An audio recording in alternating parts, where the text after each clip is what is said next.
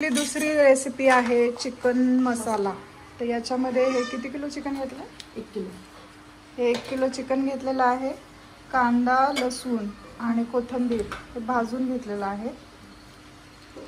Tomato 1 kilo chicken आणि आपल्याला आता पहिल्यांदा हे फोडणी टाकायची आहे आणि त्यानंतर हा मसाला भाजला आपण कांदा, कोथिंबीर, खोबरं भाजून घेतलेलं। आधी आपण चिकन थोडंसं अळणी रसा बनवून घेणार आहोत। तर पातेलं गरम करायला ठेवलेलं आपण। आता तेल टाकलं आपण, तर गरम होत आलेलं आहे आणि हे सगळं आमची वहिनी साहेब करत आहे।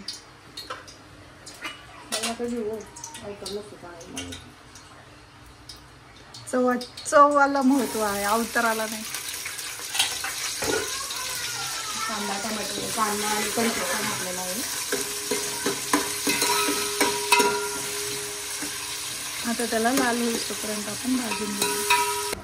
आता मिक्सरमध्ये हा आपण पहिला जो मसाला होता तो वाटून घेतोय। कांदा खोबऱ्याचा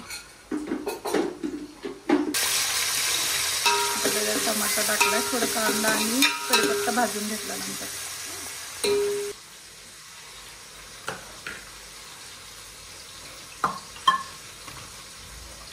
उठलेला सगळा मसाला आपण पुन्हा एकदा वाटून घेतोय।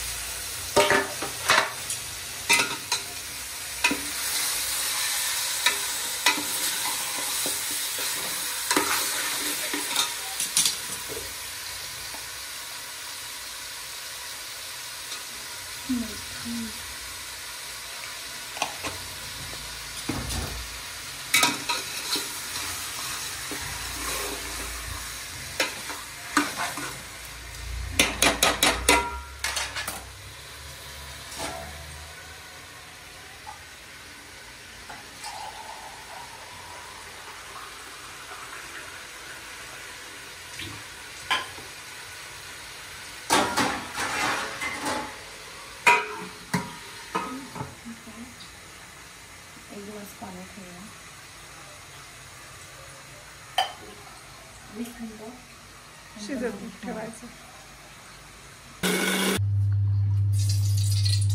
आपण हा मगाचा पूर्ण मसाला वाटून घेतलाय आणि हा आपला आहे आणि आपलं घरचं कोल्हापुरी मसाला आणि काळा तिखट आणि आपण आता तेल घातलंय। आता तेलात हा मसाला कांदा खोबऱ्याचं वाटून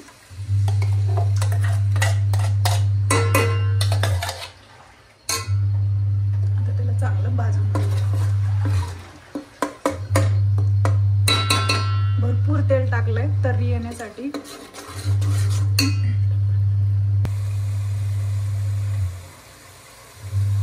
आता यात आपण तो मसाला टाकलाय।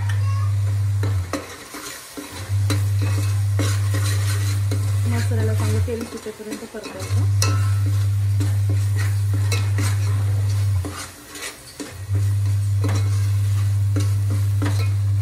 शिजून घेतलेलं चिकन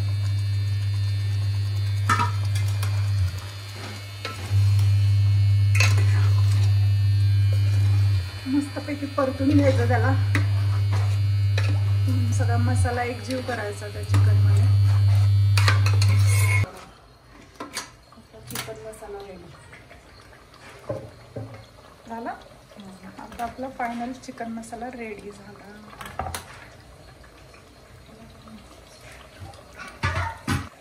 मीठ चवीनुसार टाका, कमी जास्त जे काही तुम्हाला लागेल तसं।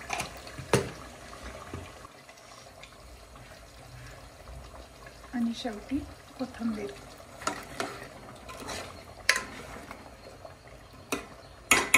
झालं। फायनल आपला रेडी झालेला आहे चिकन मसाला। आता मकाच्या भाकऱ्या बनत आहेत।